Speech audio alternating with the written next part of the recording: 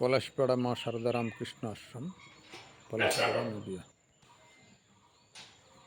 কি হলো ব্যাপারটা? এই মাসে তো একবার উনি ভাবছিলেন কি করে বসাবেন, তখন ওম স্থাপকায় চ ধর্মস্য সর্বধর্মস্বরূপিণে অবতার বরিষ্ঠায় রামকৃষ্ণায় তে নমঃ।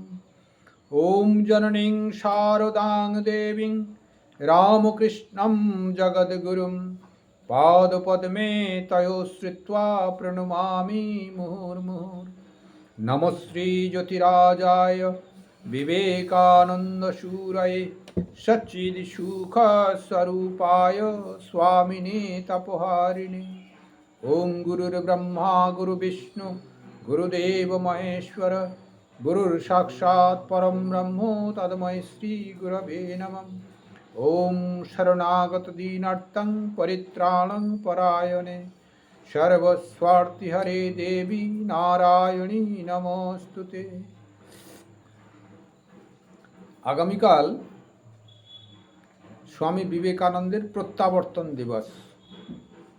স্বামীজি আমেরিকা থেকে ফেরার পরে ভারতবর্ষের দক্ষিণ ভারতে অভ্যর্থনা নেওয়ার পর দক্ষিণ ভারত থেকে কলকাতায় জাহাজে করে বজবজে উপস্থিত হন।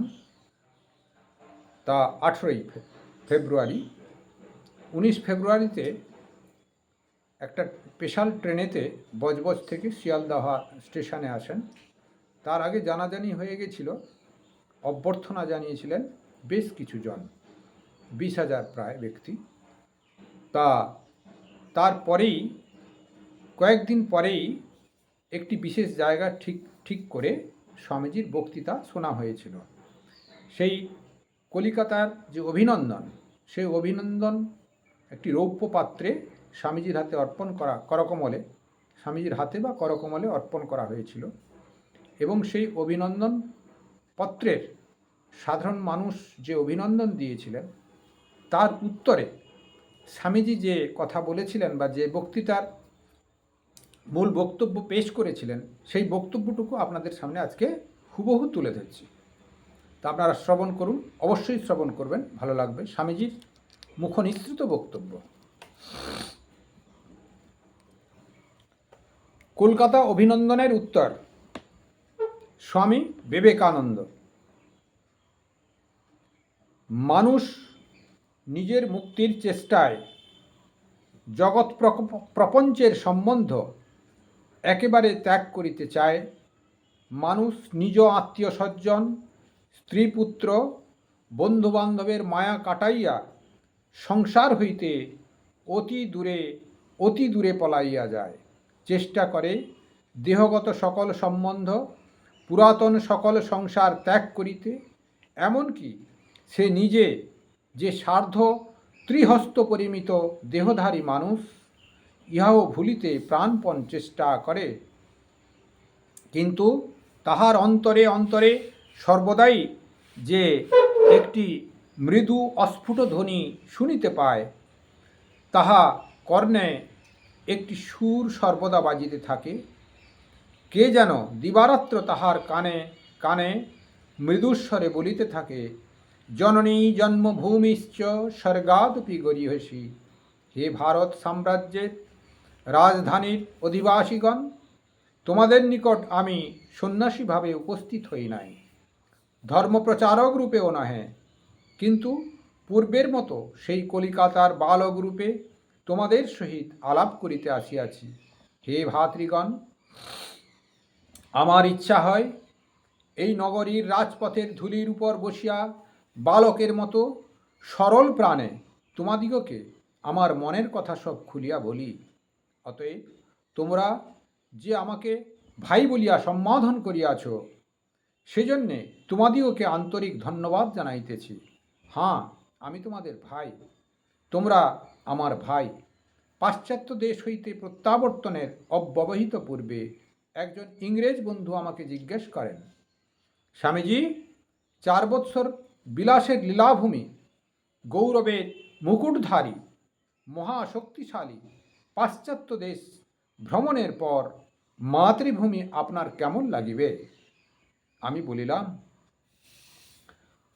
পাশ্চাত্য ভূমিতে আসিবার পূর্বে ভারতকে আমি ভালোবাসতাম। এখন ভারতের প্রতি ধূলিকণা পর্যন্ত আমার নিকট পবিত্র। ভারতের বায়ু আমার নিকট এখন পবিত্র মাখা। ভারত আমার নিকট এখন তীর্থস্বরূপ। আমি উহা ব্যতীত আর কোনো উত্তর আমার মনে আসিল না। হে কলিকাতাবাসী আমার ভ্রাতৃগণ, তোমরা আমার প্রতি যে অনুগ্রহ প্রদর্শন করিয়াছ, সেজন্যে তোমাদের নিকট আমি কৃতজ্ঞ প্রকাশ করিয়া আমার পক্ষে অসাধ্য যথার্থ ভ্রাতার কাজই তোমরা করিয়াছ। অহো হিন্দু ভ্রাতারাই কাজ। কারণ এইরূপ পারিবারিক বন্ধন, এইরূপ সম্পর্ক, এইরূপ ভালোবাসা আমাদের মাতৃভূমির চতুর্সীমার বাইরে আর কোথাও নাই। এই চিকাগো ধর্ম মহাসভায় একটি বিরাট ব্যাপার হইয়াছিল, সন্দেহ নাই। ভারতবর্ষে বহু নগর হইতে আমরা এই সভায় উদ্যোক্তাদের ধন্যবাদ দিয়াছি। তাহারা আমাদের প্রতি সহৃদয়তা প্রকাশের জন্যে ধন্যবাদার্হও বটে। কিন্তু এই ধর্মসভার যথার্থ ইতিহাস যদি জানিতে চাও, যথার্থ উদ্দেশ্য যদি জানিতে চাও, তবে আমার নিকট উহা শোনো। তোমাদের ইচ্ছা ছিল নিজেদের প্রভুত্ব প্রতিষ্ঠা করা। তাহাদের ইচ্ছা ছিল নিজেদের প্রভুত্ব প্রতিষ্ঠা করা। সেখানকার অধিকাংশ লোকের ইচ্ছা ছিল খ্রিস্ট ধর্মের প্রতিষ্ঠা এবং অন্যান্য ধর্মগুলিকে হাস্যাস্পদ করা। কার্যত ফল তাহাদের ইচ্ছানুরূপ না হইয়া অন্যরূপ হইয়াছিল। বিধির বিধানে আর কিছু হইবার উপায় ছিল না। অনেকেই সহৃদয় ব্যবহার করিয়াছিলেন, তাহাদেরকে যথেষ্ট ধন্যবাদ দেওয়া হইয়াছে। আসল কথাই আমার আমেরিকা যাত্রা ধর্মসভার জন্য নয়। এই সভার দ্বারা আমাদের পথ অনেকটা পরিষ্কার হইয়াছে, কাজেরও সুবিধা হইয়াছে বটে। সেই জন্যে আমরা উক্ত ধর্মসভার সভ্যগণের নিকট বিশেষ কৃতজ্ঞ। কিন্তু ঠিক বলিতে গেলে আমাদের ধন্যবাদ যুক্তরাষ্ট্র নিবাসী সহৃদয় অতিথিবৎসল উন্নত মার্কিন জাতির প্রাপ্য, যাহাদের মধ্যে ভ্রাতৃভাব ও অপর জাতি অপেক্ষা বিশেষ রূপে বিকশিত হইয়া আছে। কোনো মার্কিনের সহিত ট্রেনে 5 মিনিটের জন্য আলাপ হইলেই তিনি তোমার বন্ধু হইবেন এবং অতিথিরূপে বাটিতে নিমন্ত্রণ করিয়া লইয়া গিয়া প্রাণের কথা খুলিয়া বলিবেন। ইহাই মার্কিন চরিত্রের বৈশিষ্ট্য, ইহাই তাহাদের পরিচয়। তাহাদের ধন্যবাদ দেওয়া আমাদের কর্ম নয়। আমার প্রতি তাহাদের সহৃদয়তা বর্ণনাতীত। আমার প্রতি তাহারা যে অপূর্ব সহৃদয় ব্যবহার করিয়েছেন, তাহা প্রকাশ করিতে আমার বহু বৎসর লাগিবে। কিন্তু শুধু মার্কিনগণদিকে ধন্যবাদ দিলেই চলিবে না। তাহারা যতদূর ধন্যবাদার্হ অস্ট্রেলিয়ানদের অপর পারে, সেই ইংরেজ জাতিকেও আমাদের সেইরূপ বিশেষভাবে ধন্যবাদ দেওয়া উচিত। ইংরেজ জাতির প্রতি অপেক্ষা অধিকতর ঘৃণা পোষণ করিয়া কেহই কখনো ইংল্যান্ডে পদার্পণ করে নাই। এই সভামঞ্চে যে সকল ইংরেজ বন্ধু রইয়াছেন, তাহারাই ইহার সাক্ষ্য দিবেন। কিন্তু যত আমি তাহাদের সহিত একত্র বসবাস করিতে লাগিলাম, যতই তাহাদের সহিত মিশিতে লাগিলাম, যতই দেখিতে লাগিলাম ব্রিটিশ জাতির জীবনযন্ত্র কিরূপে পরিচালিত হইয়াছে, যতই ওই জাতির হৃৎস্পন্দন কোথায় হইতেছে বুঝিতে লাগিলাম, ততই তাহাদিওকে ভালোবাসিতে লাগিলাম। আর হে ভাতৃগণ, এখানে এমন কেউ উপস্থিত নাই যিনি ইংরেজ জাতিকে এখন আমাপেক্ষা বেশি ভালোবাসেন। আমাদের বিশেষ ঠিক জানিতে হইলে সেখানে কি ব্যাপার ঘটিতেছে দেখিতে হইবে এবং তাহাদের সহিত মিশিতে হইবে। আমাদের জাতীয় দর্শনশাস্ত্র বেদান্ত যেমন সমুদয় দুঃখই অজ্ঞাত প্রসূত বলিয়া সিদ্ধান্ত করিয়াছেন, সেইরূপ ইংরেজও আমাদের মধ্যে বিরোধভাব অধিকাংশ ক্ষেত্রেই অজ্ঞানজনিত বলিয়া জানিতে হইবে। আমরা তাহাদের জানি না, তাহারাও আমাদের জানেন না। দুর্ভাগ্যচক্রে পাশ্চাত্য দেশবাসীগণের ধারণা এই যে আধ্যাত্মিকতা এমনকি চরিত্র নীতি পর্যন্ত সাংসারিক উন্নতির সঙ্গে চির সংশ্লিষ্ট। আর কখনো কোনো ইংরেজ বা অপর কোনো পাশ্চাত্য দেশবাসী ভারতবর্ষে পদার্পণ করেন এবং দেখিতে পান সেখানে দুঃখ দারিদ্র অপ্রতিহতভাবে রাজত্ব করিতেছে, অমনি তিনি সিদ্ধান্ত করিয়া বসেন যে এদেশে ধর্মের কি কথা, নীতি পর্যন্ত থাকিতে পারে না। তাহার নিজের অভিজ্ঞতা সত্য। ইউরোপের শীত প্রধান জলবায়ুবশত এবং অন্যান্য নানা কারণে সেখানে দারিদ্র ও পাপ একত্র অবস্থান করে দেখা যায়। ভারতবর্ষ কিন্তু তাহা নয়। আমার অভিজ্ঞতায় ভারতবর্ষ যে যত দরিদ্র, আর ভারতবর্ষে যে যত দরিদ্র সে তত বেশি সাধু, কিন্তু উহা ঠিক ঠিক উপলব্ধি করা সময় সাপেক্ষ। আর ভারতবর্ষের জাতীয় জীবনের এই গুপ্ত রহস্য বুঝিবার জন্য দীর্ঘকাল ভারতে বসবাস করিয়া সময় নষ্ট করিতে কয়জন বিদেশি প্রস্তুত আছেন? এই জাতীয় চরিত্র ধৈর্য সহকারে অধ্যয়ন উপলব্ধি করবার লোক অল্পই আছেন। কেবল এখানে এমন এক জাতির বাস যাহাদের নিকট দারিদ্র বলিলে পাপ বুঝায় না। কেবল তাহাই নয়, দারিদ্রকে যেখানে অতি উচ্চাসন দেওয়া হয়, এখানে দরিদ্র সন্ন্যাসীর বেশি শ্রেষ্ঠ সম্মান পাইয়া থাকে। পক্ষান্তরে আমাদিকেও পাশ্চাত্য সমাজের রীতিনীতি অতি ধৈর্য সহকারে পর্যবেক্ষণ করিতে হইবে। তাহাদিগের সম্বন্ধে হঠাৎ একটা সিদ্ধান্ত করিয়া ফেলিলে চলিবে না। তাহাদের স্ত্রী পুরুষের মেলামেশা এবং অন্যান্য আচার ব্যবহার সবগুলি অর্থ আছে, সবগুলিরই ভালো দিক আছে। কেবল তোমাদিগকে যত্নপূর্বক ধৈর্য সহকারে ওইগুলি আলোচনা করিতে হইবে। আমার একটা কথা বলিবার উদ্দেশ্য নহে যে আমরা তাহাদের আচার ব্যবহারের অনুকরণ করিব বা তাহারা আমাদের অনুকরণ করিবে। সকল দেশেরই আচার ব্যবহার শত শতাব্দীর অতি মৃদুগতি ক্রমবিকাশের ফলস্বরূপ এবং সবগুলির গভীর অর্থ আছে। সুতরাং আমরাও যেন তাহাদের আচার ব্যবহারগুলি উপহাস না করি, তারাও যেন আমাদের আচারগুলি উপহাস না করেন। আমি এই সভায় আরেকটি কথা বলিতে চাই। আমার মতে আমেরিকা অপেক্ষা ইংল্যান্ডে আমার প্রচার কার্য অধিকতর সন্তোষজনক হইয়াছে।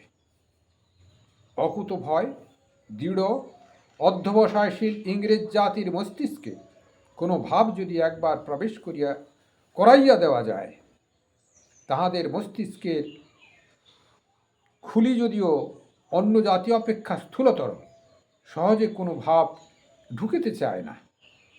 কিন্তু যদি অধ্যবসায় সহকারে তাহাদের মস্তিষ্কে কোনো ভাব প্রবেশ করাইয়া দেওয়া যায়, উহা তাহাদের মস্তিষ্কে থাকিয়াই যায়, কখনো বাহির হয় না। আর ওই জাতির অসীম কার্যকারী শক্তি বলে বীজভূত এই ভাব হইতে অঙ্কুর উদ্ভূত হইয়া অবিলম্বে ফল প্রসব করে। অন্য কোনো দেশে সেরূপ নহে। এই জাতির যেমন অপরিসীম কার্যকারী শক্তি, এই জাতির যেমন অনন্ত জীবনী শক্তি, অপর কোনো জাতির মধ্যে সেইরূপ দেখিতে পাইবে না। এই জাতির কল্পনা শক্তি অল্প, কার্যকারী শক্তি অগাধ। আর এই ইংরেজ হৃদয়ের মূল উৎস কোথায় তাহা কে জানে? তাহার হৃদয়ের গভীরে যে কত কল্পনা ও ভাবোচ্ছ্বাস লুক্কায়িত তাহা কে বুঝিতে পারে? ইংরেজ বীরের জাতি, প্রকৃত ক্ষত্রিয়, তাহাদের শিক্ষাই ভাব গোপন করা, ভাব কখনো না দেখানো। বাল্যকাল হইতেই তাহারা এই শিক্ষা পাইয়াছে। দেখিবেন খুব কম ইংরেজ এইরূপ কখনো নিজ হৃদয়ের ভাব পোষণ করিয়া ফেলিয়াছে। পুরুষের কথা কেন, ইংরেজ নারীরাও কখনো হৃদয়ের আবেগ প্রকাশ করেন না। আমি ইংরেজ নারীকে এমন কাজ করিতে দেখিয়াছি যাহা করিতে অতি সাহসী বাঙালিও পশ্চাৎপদ হইবেন। কিন্তু এই বীরত্বের পেছনে, এই ক্ষাত্রসুলভ কঠিনতার অন্তরালে ইংরেজ হৃদয়ের ভাবধারণার গভীর উৎস লুক্কায়িত। যদি আপনি একবার সেখানে পৌঁছাতে পারেন, যদি ইংরেজের সহিত আপনার একবার ঘনিষ্ঠতা হয়, যদি তাহার সহিত মিশেন, যদি একবার আপনার নিকট তাহাকে তাহার হৃদয়ের কথা ব্যক্ত করাইতে পারেন, তবে তিনি আপন চিরবন্ধু, তবে তিনি আপনার চিরদাস। এই জন্যে আমার মতে অন্যান্য স্থান অপেক্ষা ইংল্যান্ড আমার প্রচার কার্য অধিকতর সন্তোষজনক হইয়াছে। আমি দৃঢ়ভাবে বিশ্বাস করি, কাল যদি আমার দেহত্যাগ হয়, ইংল্যান্ডে আমার প্রচার কার্য অক্ষুণ্ণ থাকিবে এবং ক্রমশ বিস্তার লাভ করিতে থাকিবে। ভাতৃগণ, তোমরা আমার হৃদয়ের আরেকটি তন্ত্রীতে, গভীরতম তন্ত্রীতে আঘাত করিয়াছ। আমার গুরুদেব, আমার আচার্য, আমার জীবনের আদর্শ, আমার ইষ্ট, আমার প্রাণের দেবতা শ্রীরামকৃষ্ণ পরমহংসের নাম উল্লেখ করিয়াই যদি কায় মনোবাক্যে আমি কোনো সৎকার্য করিয়া থাকি, যদি আমার মুখ হইতে এমন কোনো কথা বাহির হইয়া থাকে যাহার দ্বারা জগতের কোনো কিছু ব্যক্তি কিছুমাত্র উপকৃত হইয়াছে, তাহাদের আমার কোনো গৌরব নাই, তাহা তাহারই। কিন্তু যদি আমার জিহ্বায় কখনো অভিশাপ বর্ষণ করিয়া থাকে, যদি আমার মুখ হইতে কখনো কাহারও প্রতি ঘৃণাসূচক বাক্য বাহির হইয়া থাকে, তবে তাহা আমার, তাহার নহে। যাহা কিছু দুর্বল, যাহা কিছু দোষযুক্ত, সবই আমার। যাহা কিছু জীবনপ্রদ, যাহা কিছু বলপ্রদ, যাহা কিছু পবিত্র, সকলই তাহার প্রেরণা, তাহারই বাণী, এবং তিনি স্বয়ং। সত্যই বন্ধুগণ, জগৎ এখনও সেই মহামানবকে জানিতে পারে নাই। আমরা জগতের ইতিহাসে শত শত মহাপুরুষের জীবনী পাঠ করিতেছি। এখন আমরা যে আকারে সেই সকল জীবনী পাই, সেগুলি শত শতাব্দী ধরিয়া শিষ্য প্রশিক্ষণে পরিবর্ধনরূপ লেখনী চালনায় পরিচয় পাওয়া যায়। সহস্র সহস্র বৎসর যাবৎ প্রাচীন মহাপুরুষগণের জীবন চরিত্রগুলো ঘষিয়া মাজিয়া কাটিয়া ছেড়িয়া মসৃণ করা হইয়াছে।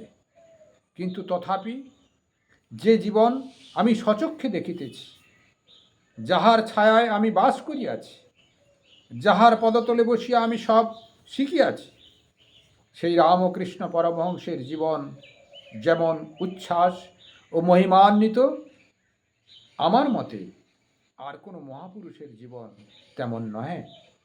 বন্ধুগণ, তোমাদের সকলেরই ভগবানের শ্রীমুখ নিঃসৃত গীতার সেই প্রসিদ্ধ বাণী জানা আছে তো?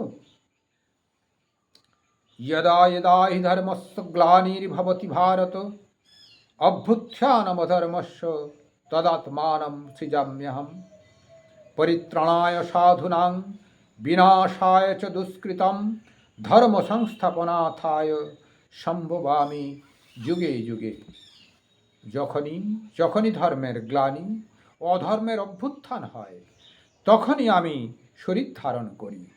সাধুদিগের পরিত্রাণ আর দুষ্টের দমন, ধর্ম সংস্থাপনের জন্যে আমি যুগে যুগে জন্মগ্রহণ করি।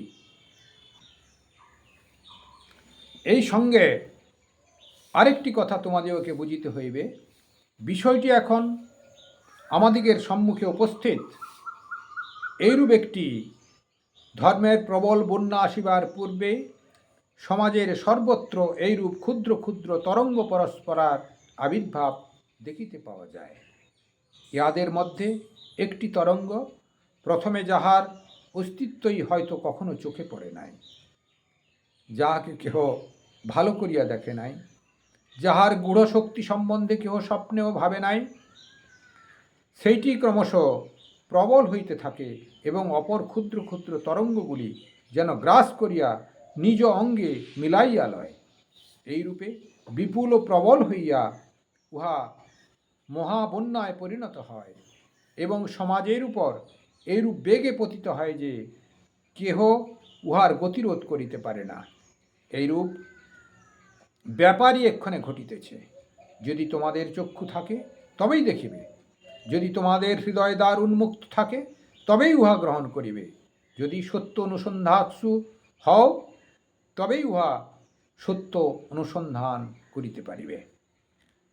অন্ধ যে অতি অন্ধ, যে সময়ের সংকেত দেখিতেছে না, বুঝিতেছে না, দেখিতেছে না সুদৃঢ় গ্রাম্যজাত দরিদ্র ব্রাহ্মণ পিতামাতার এই সন্তান এখন সেই সকল দেশে সত্য সত্যই পূজিত হইতেছে। যে সকল দেশের লোকেরা শত শতাব্দী যাবৎ পৌত্তলিক উপাসনায় বিরুদ্ধে চিৎকার করিয়া আসিতেছে, উহা কাহার শক্তি? উহা কি তোমাদের শক্তি না আমার? না, উহা আর কাহারও শক্তি নয়। যে শক্তি এখানে রামকৃষ্ণ পরমহংসরূপে আবির্ভূত হইয়াছে, এ সেই শক্তি।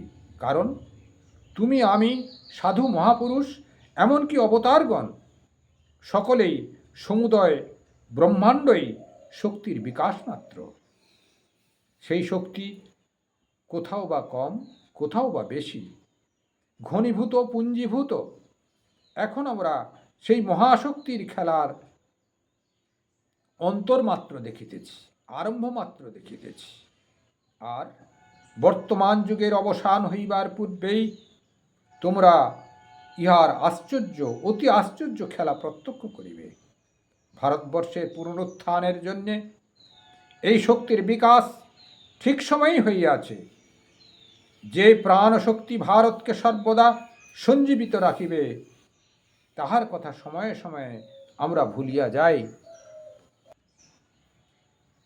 প্রত্যেক জাতিরই উদ্দেশ্য সাধনের ভিন্ন ভিন্ন কার্যপ্রণালী আছে।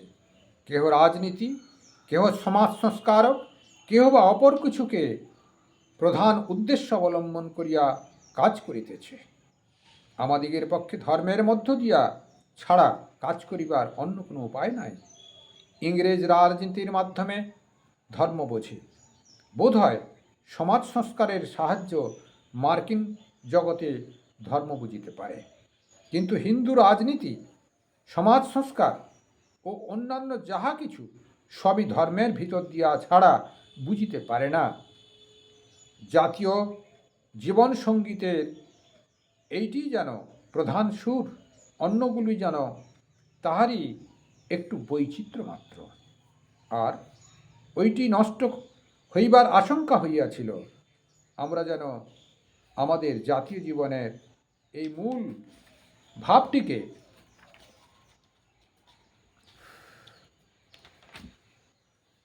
সরাইয়া উহার স্থানে অন্য একটি ভাব স্থাপন করিতে যাইতেছিলাম। যে মেরুদণ্ডের বলে আমরা দণ্ডায়মান, আমরা যেন তাহার পরিবর্তে অপর একটি মেরুদণ্ড স্থাপন করিতে যাইতেছিলাম।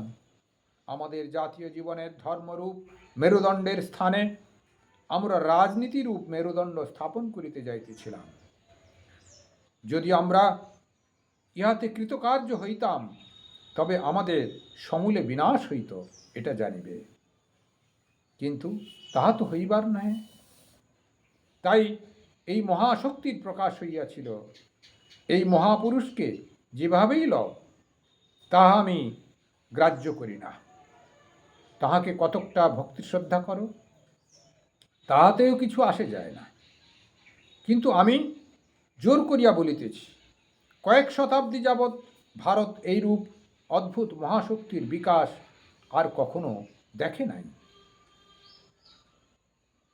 আর তোমরা যখন হিন্দু, তখন এই শক্তির দ্বারা শুধু ভারতবর্ষ নয়, সমগ্র মানব জাতির উন্নতি ও মঙ্গল কিরূপে সাধিত হইতেছে, উহা জানিবার জন্যে ওই শক্তি সম্বন্ধে আলোচনা করিয়া উহাকে বুঝিবার চেষ্টা করো। চেষ্টা করাই তোমাদের কর্তব্য। অহো, জগতের কোনো দেশে সার্বভৌমিক ধর্ম ও বিভিন্ন সম্প্রদায়ের মধ্যে ভ্রাতৃভাবের প্রসঙ্গ আলোচিত হইবার অনেক পূর্বেই এই নগরীর সন্নিকটে এমন এক ব্যক্তি বাস করিতেন, যার সমগ্র জীবনই একটি ধর্মসভার স্বরূপ ছিল। ভদ্র মহোদয়গণ, আমাদের শাস্ত্র নির্গুণ ব্রহ্মকেই আমাদের চরম লক্ষ্য বলিয়া নির্দেশ করিতেছেন। আর ঈশ্বরিচ্ছায় সকলেই যদি এই নির্গুণ ব্রহ্ম উপলব্ধি করিতে সমর্থ হইতেন, তবে বড়ই ভালো হইত। কিন্তু তাহা যখন হইবার নহে, তখন আমাদিগকে মনুষ্য জাতির অনেকেরই পক্ষ হইতে সগুণ আদর্শ না থাকিলে একেবারেই চলিবে না। এইরূপ কোনো মহান আদর্শ পুরুষের প্রতি বিশেষ অনুরাগী হইয়া তাহার পদতলে, তাহার পতাকা তলে দণ্ডায়মান না হইয়া কোনো জাতি উঠিতে পারে না, কোনো জাতি বড় হইতে পারে না, এমনকি কোনো জাতি কার্য করিতে পারে না। রাজনৈতিক, এমনকি সামাজিক বা বাণিজ্য জগতেও কোনো আদর্শ পুরুষ কখনো ভারতে সর্বসাধারণের উপর প্রভাব বিস্তার করিতে পারে নাই। আমরা চাই আধ্যাত্মিক আদর্শ, উচ্চ অধ্যাত্ম সম্পদের অধিকারী মহাপুরুষগণের নামে আমরা সম্মিলিত হইতে চাই, সকলে মাতিতে চাই। ধর্মবীর না হইলে আমরা তাদের আদর্শ করিতে পারি না। রামকৃষ্ণ পরমহংসদেবের মধ্যে আমরা এমন এক ধর্মবীর, এমন একটি আদর্শ পাইয়াছি। যদি এই জাতি উঠিতে চায়, তবে আমি নিশ্চয়ই করিয়া বলিতেছি, এই নামে সকলকে মাতিতে হইবে। রামকৃষ্ণ পরমহংসকে আমি বা অপর যে কেহ প্রচার করুক, তাহাতে কিছু আসে যায় না। আমি তোমাদের নিকট এই মহান আদর্শ পুরুষকে স্থাপন করিলাম। এখন বিচারের ভার তোমাদের উপর। এই মহান আদর্শ পুরুষকে লইয়া কি করিবে? আমাদের জাতীয় কল্যাণের জন্যে তোমাদের এখনই তাহা স্থির করা উচিত। একটি কথা আমাদের স্মরণ রাখা আবশ্যক। তোমরা যত মহাপুরুষকে দেখিয়াছ, অথবা স্পষ্ট করিয়াই বলিতেছি, যত মহাপুরুষের জীবন চরিত পাঠ করিয়াছ, তন্মধ্যে উহার জীবন পবিত্রতম। আর উহা তো স্পষ্টই দেখিতেছ যে এইরূপ অত্যদ্ভুত আধ্যাত্মিক শক্তির বিকাশের কথা তোমরা তো কখনো পাঠও করো নাই, দেখিবার আশা তো দূরের কথা। তোমার তিরোভাবের পর 10 বৎসর যাইতে না যাইতে এই শক্তি ভগবৎ পরিব্যাপ্ত করিয়াছে, জগৎ পরিব্যাপ্ত করিয়াছে। তাহা তো তোমরা প্রত্যক্ষই দেখিতেছ। এই কারণে আমাদের জাতীয় কল্যাণের জন্যে, আমাদের ধর্মের উন্নতির জন্যে কর্তব্য বুদ্ধি প্রণোদিত হইয়া আমি এই মহান আধ্যাত্মিক আদর্শ তোমাদের সম্মুখে স্থাপন করিতেছি।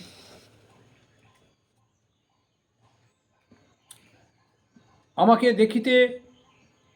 দেখিয়া তাহার বিচার করিও না। আমি অতি ক্ষুদ্র মন্ত্রমাত্র, হ্যাঁ, আমি অতি ক্ষুদ্র যন্ত্রমাত্র। আমাকে দেখিয়া তাহার চরিত্রে বিচার করিও না।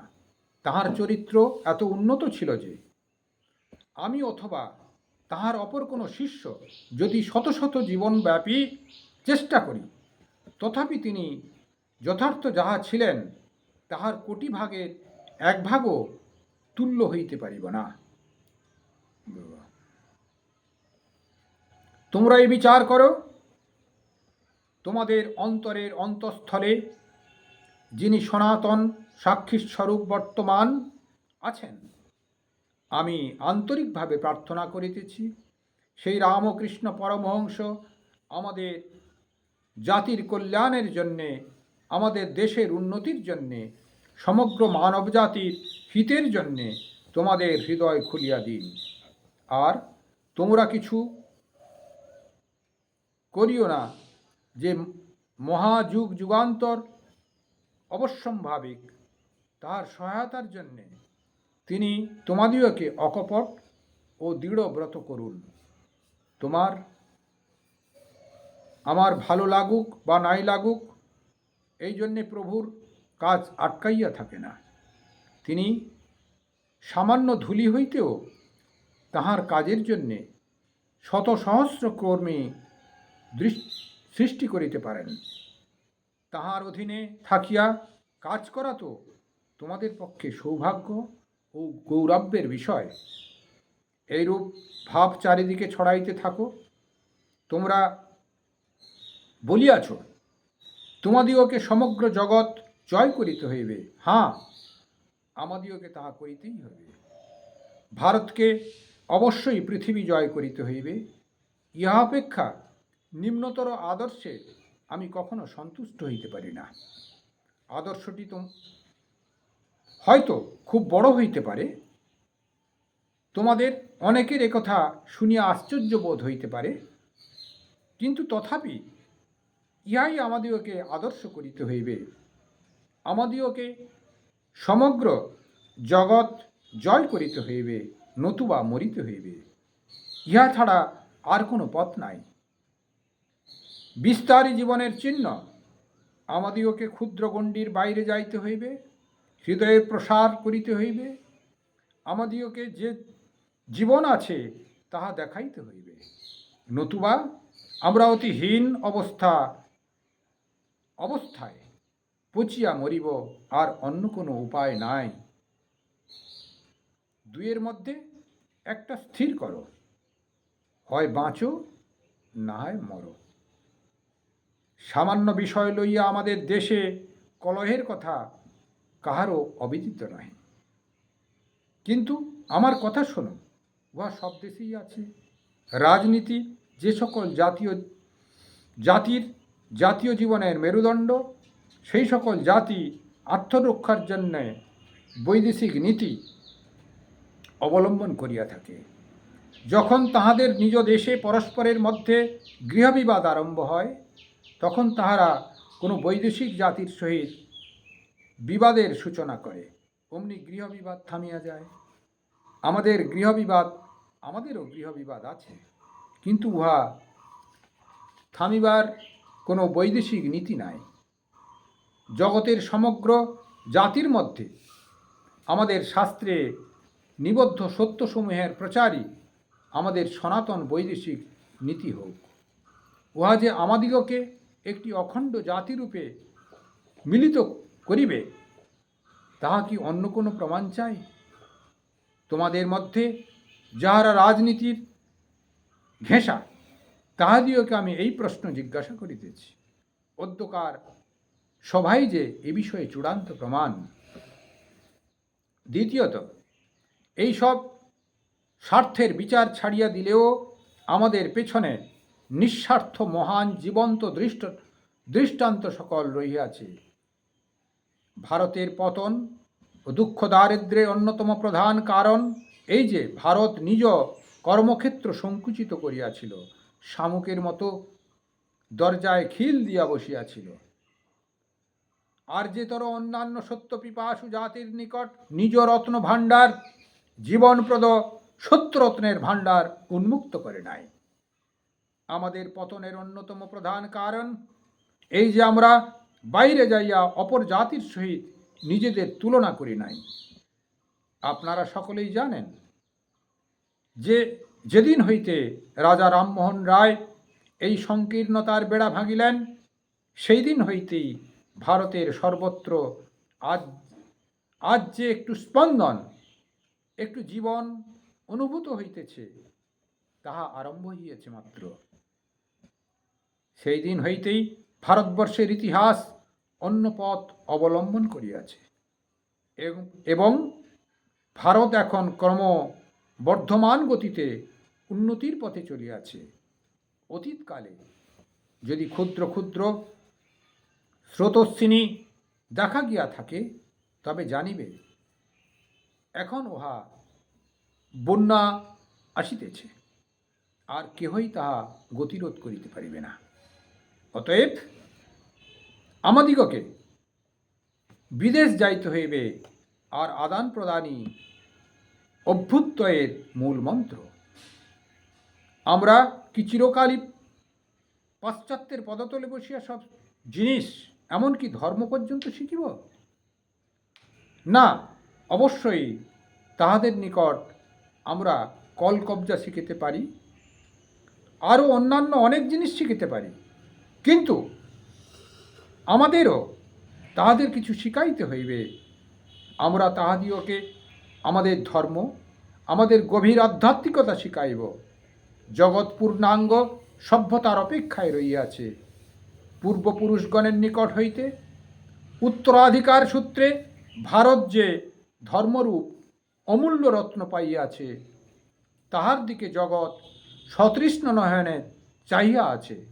হিন্দু জাতি শত শত শতাব্দীর অবনতি ও দুঃখ দুর্বিপাকের মধ্যেও যে আধ্যাত্মিকতা সযত্নে হৃদয়ে আঁকড়াইয়া ধরিয়া আছে, জগৎ সেই রত্নের আশায় সতৃষ্ণ নয়নে চাহিয়া রইয়াছে। তোমাদের পূর্বপুরুষগণের সেই অপূর্ব রত্নরাজির জন্যে ভারতের বাইরের লোকেরা কতখানি উদ্গ্রীব হইয়া রইয়াছে, তা তোমরা কি বুঝিবে? আমরা এখানে অনর্গল বাক্য ব্যয় করিতেছি, পরস্পর বিবাদ করিতেছি, যাহা কিছু গভীর শ্রদ্ধার বস্তু সব হাসিয়া উড়াইয়া দিতেছি। এখন এই হাসিয়া উড়াইয়া দেবার একটা জাতীয় পাপ হইয়া আমাদের ভিতর দাঁড়াইয়াছে। কিন্তু আমাদের পূর্বপুরুষগণ, এই ভারত যে অমৃত, পূর্বপুরুষগণ এই ভারতে যে অমৃত রাখিয়া গিয়াছেন, তাহার এক বিন্দু পান করিবার জন্যে ভারতের বাহিরে লক্ষ লক্ষ নরনারী কতটা আগ্রহের সহিত হাত বাড়াইয়া রইয়াছে, তা আমরা কিরূপে বুঝিব? অতএব আমাদিগকে ভারতের বাইরে যাইতে হইবে। আমাদের আধ্যাত্মিকতার বিনিময়ে তাহারা যাহা কিছু দিতে পারে, তাহাই আমাদের গ্রহণ করিতে হইবে। আধ্যাত্মিক জগতের অপূর্ব তত্ত্বসমূহের বিনিময়ে আমরা জড়রাজ্যের অদ্ভুত আবিষ্কারগুলো শিক্ষা করিব। চিরকাল শিষ্য থাকিলে চলিবে না, আমাদিগকে গুরু হইতে হইবে। সমভাবাপন্ন না হইলে কখনো বন্ধুত্ব হয় না, জানিবে। আর যখন একদল লোক সর্বদাই আচার্যের আসন গ্রহণ করে এবং অপর দল সর্বদাই তাহাদের পদতলে বসিয়া শিক্ষা গ্রহণ করিতে উদ্যত হয়, তখন উভয়ের মধ্যে কখনো সমভাব আসিতে পারে না। যদি ইংরেজ বা মার্কিনদের সমকক্ষ হইতে ইচ্ছা থাকে, তবে তোমাদিগকে উহাদের নিকট হইতে শিখিতে হইবে, তেমন তাহাদিগকে শিখাইতেও হইবে। আর এখনও শত শতাব্দী যাবৎ জগৎকে শিখাইবার জিনিস তোমাদের যথেষ্ট আছে, এখন তাহাই করিতে হইবে। হৃদয়ে উৎসাহাগ্নি জ্বালিতে হইবে। লোকে বলিয়া থাকে, বাঙালি জাতি কল্পনা শক্তি অতি প্রখর। আমি উহা বিশ্বাস করি। আমাদিগকে লোকে কল্পনাপ্রিয় ভাবুক জাতি বলিয়া উপহাস করিয়া থাকে, কিন্তু বন্ধুগণ, আমি তোমাদিগকে বলিতেছি, উহা উপহাসের বিষয় নয়, কারণ প্রবল উচ্ছ্বাসেই হৃদয়ের তথ্যালোকের স্ফুরণ হয়। বুদ্ধিবৃত্তি, বিচার শক্তি খুব ভালো জিনিস, কিন্তু এগুলি বেশি দূর যাইতে পারে না। ভাবের মধ্যে দিয়াই গভীরতম রহস্যসমূহ উদ্ঘাটিত হয়। অতএব বাঙালির দ্বারাই, ভাবুক বাঙালির দ্বারাই ওই কার্য সাধিত হইবে। উত্তিষ্ঠত, জাগ্রত, প্রাপ্য বরান নিবোধত। ওঠো, জাগো, যতদিন না অভিষিক্ত বস্তু লাভ করিতেছ, ততদিন ক্রমাগত সেই উদ্দেশ্য চলিতে থাকুক, ক্ষান্ত হইও না। হে কলিকাতাবাসী যুবকগণ, ওঠো, জাগো, কারণ শুভ মুহূর্ত আসিয়াছে। এখন আমাদের সকল বিষয়ে সুবিধা হইয়া যাইতেছে। সাহস অবলম্বন করো, ভয় পাইও না। কেবল আমাদের শাস্ত্রেই ভগবানকে লক্ষ্য করিয়া অভি এই বিশেষ প্রদত্ত হইয়াছে, অভিশব্দই প্রয়োগ হইয়াছে। আমাদিওকে নির্ভীক হইতে হইবে, তাহাই আমরা কার্যে সিদ্ধিলাভ করিব। ওঠো, জাগো, কারণ আমাদের মাতৃভূমি এই মহাবলী প্রার্থনা করিতেছে। যুবকগণের দ্বারা এই কার্য সাধিত হইবে। আদৃষ্ট, দরিষ্ঠ, বলিষ্ঠ, মেধাবী যুবকদের দ্বারাই এই কার্য সাধিত হইবে। আর কলিকাতার এইরূপ শত সহস্র যুবক রইয়াছে। তোমরা বলিয়াছ, আমি কিছু কাজ করিয়াছি। যদি তাহাই হয়, তবে উহাও স্মরণ রাখিও যে আমিও একসময় অতি নগণ্য বালক মাত্র ছিলাম। আমি একসময় এই কলিকাতার রাস্তায় তোমাদের মতো খেলিয়া বেড়াইতাম। যদি আমি এতখানি করিয়া থাকি, তবে তোমরা আমাপেক্ষা কত অধিক কাজ করিতে পারো। ওঠো, জাগো, জগৎ তোমাদের আহ্বান করিতেছে। ভারতের অন্যান্য স্থানে বুদ্ধিবল আছে, ধনবল আছে, কিন্তু কেবল আমার মাতৃভূমিতেই উৎসাহাগ্নি বিদ্যমান। হৃদয়ে এই উৎসাহের আগুন জ্বালাইয়া জাগরিত হও। ভাবিও না তোমরা দরিদ্র, ভাবিও না তোমরা বন্ধুহীন। কে কোথায় দেখিয়াছে টাকায় মানুষ করিয়াছে। মানুষই চিরকাল টাকা করিয়া থাকে। জগতে যাহা কিছু উন্নতি সব মানুষের শক্তিতে হইয়াছে, উৎসাহের শক্তিতে হইয়াছে, বিশ্বাসের শক্তিতে হইয়াছে। তোমাদের মধ্যে যাহারা উপনিষদগুলির মধ্যে মনোরম কঠোপনিষদ পাঠ করিয়াছ, তাহাদের অবশ্যই স্মরণ আছে। এক রাজর্ষি এক মহাযজ্ঞের অনুষ্ঠান করিয়া ভালো ভালো জিনিস দক্ষিণা না দিয়া অতি বৃদ্ধ কার্যের অনুপযুক্ত কতকগুলি গাভী দক্ষিণা দিতেছিল। সেই সময়ে তার পুত্র নচিকেতা হৃদয়ে শ্রদ্ধার জাগরিত হইল। এই শ্রদ্ধা শব্দ আমি তোমাদের নিকট ইংরেজিতে অনুবাদ করিয়া বলিব না, অনুবাদ করিলে ভুল হইবে। এই অপূর্ব শব্দের প্রকৃত তাৎপর্য বুঝা কঠিন। এই শব্দের প্রভাব ও কার্যকারিতা অতি বিস্ময়কর। নচিকেতার হৃদয়ে শ্রদ্ধা জাগিবা মাত্র কি ফল হইল দেখো।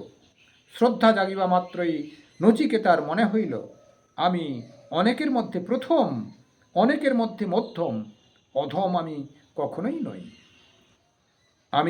আমিও কিছু কার্য করিতে পারি। তাহার এইরূপ আত্মবিশ্বাস ও সাহস বাড়িতে লাগিল। তখন যে সমস্যার চিন্তায় তাহার মন আলোড়িত হইতেছিল, তিনি সেই মৃত্যুতত্ত্বের মীমাংসা করিতে উদ্যত হইলেন। যমগৃহে গমন ব্যতীত এই সমস্যার মীমাংসা হইবার অন্য কোনো উপায় ছিল না। সুতরাং তিনি যম সমীপে গমন করিলেন। সেই নির্ভীক বালক নচিকেতা যমগৃহে 3 দিন অপেক্ষা করিলেন। তোমরা জানো কিরূপে তিনি যমের নিকট হইতে সমুদ্রত তত্ত্ব অবগত হইলেন। আমাদের চাই এই শ্রদ্ধা। দুর্ভাগ্যক্রমে ভারত হইতে এই শ্রদ্ধা প্রায় অন্তর্হিত হইয়াছে। সেই জন্যই আমাদের এই বর্তমান দুর্দশা। মানুষে মানুষে প্রভেদ এই শ্রদ্ধার তারতম্য লইয়া, আর কিছুতেই নহে। এই শ্রদ্ধার তারতম্যেরই শ্রদ্ধার ভিতরে কেহ ছোট নয়, কেহ বড় নয়। আমাদের গুরুদেব বলিতেন, যে আপনাকে দুর্বল ভাবে সে দুর্বলই হইবে, উহা অতি সত্য কথা। এই শ্রদ্ধা তোমাদের ভিতর প্রবেশ করুক। পাশ্চাত্য জাতি জড়জগতের যে আধিপত্য লাভ করিয়াছে, তাহা এই শ্রদ্ধার ফলে। তাহারা শারীরিক বলে বিশ্বাসী, তোমরা যদি আত্মাতে বিশ্বাসী হও, তাহা হইলে তাহার ফল আরও অদ্ভুত হইবে। তোমাদের শাস্ত্র আর তোমাদের ঋষিগণ এক বাক্যে যাহা প্রচার করিতেছে, সেই অনন্ত শক্তির আধার আত্মায় বিশ্বাসী হও। এই আত্মাকে কেহ নাশ করিতে পারে না, যাহাতে অনন্ত শক্তি রইয়াছে। কেবল আত্মাকে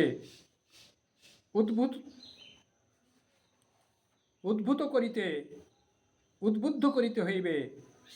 এখানেই অন্যান্য দর্শন ও ভারতীয় দর্শনের মধ্যে বিশেষ প্রভেদ। দ্বৈতবাদী হোক আর বিশিষ্টবাদী হোক আর অদ্বৈতবাদী হোক, সকলেই দৃঢ়ভাবে বিশ্বাস করেন যে আত্মার মধ্যেই সমগ্র শক্তি নিহিত রইয়াছে, কেবল উহাকে ব্যক্ত করিতে হইবে। অতএব আমি চাই এই শ্রদ্ধা। আমাদের সকলের আবশ্যক এই আত্মবিশ্বাস, আর এই বিশ্বাস অর্জনরূপ মহৎ কার্য তোমাদের সম্মুখে পড়িয়া রহিয়াছে। আমাদের জাতীয় শ্রেণীতে এক ভয়ানক রোগের বীজ প্রবেশ করিতেছে। সকল বিষয় হাসিয়া উড়াইয়া দেওয়া, গাম্ভীর্যের অভাব, এই দোষটি সম্পূর্ণরূপে ত্যাগ করিতে হইবে।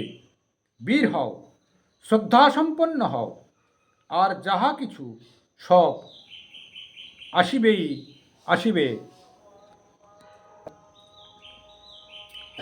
আমি তো এখনো কিছুই করিতে পারি নাই, তোমাদিওকে সব করিতে হইবে।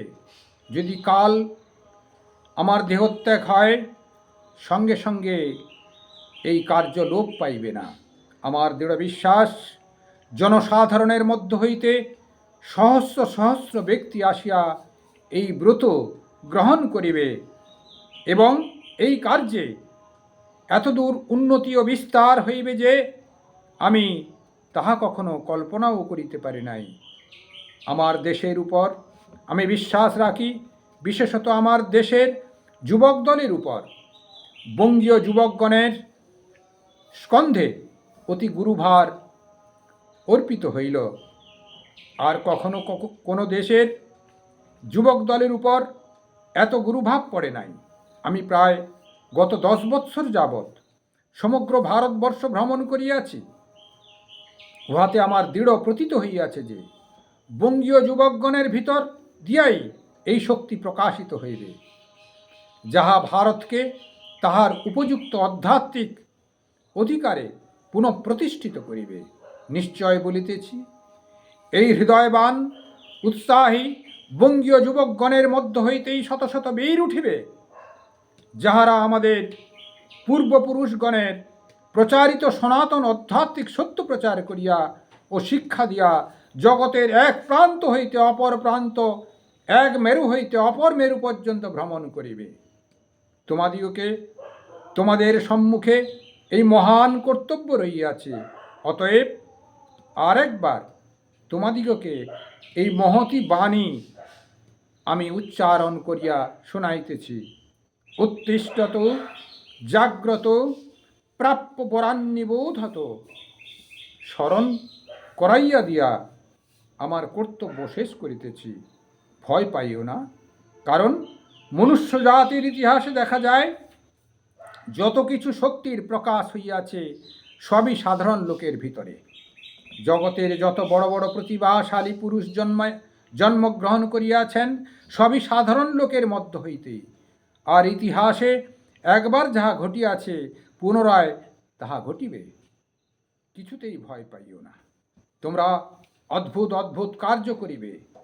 যে মুহূর্তে তোমাদের হৃদয়ে ভয়ের সঞ্চার হইবে, সেই মুহূর্তেই তোমরা শক্তিহীন হইবে। ভয় জগতের সমুদয় দুঃখের মূল কারণ জানিবে।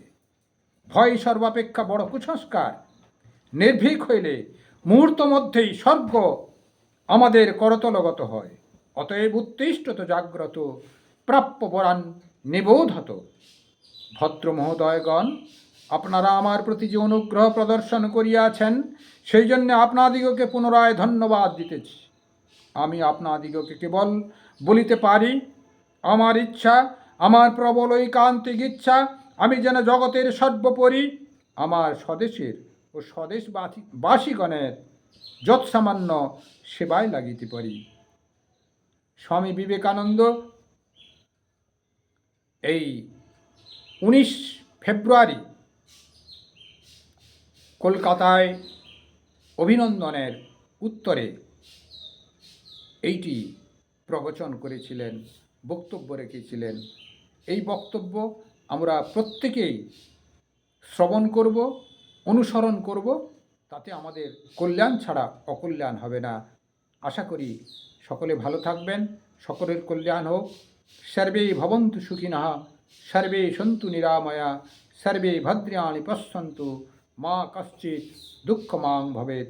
জয় ঠাকুর, জয় মা, জয় স্বামীজি। কল্যাণমস্তু, কল্যাণমস্তু, কল্যাণমস্তু।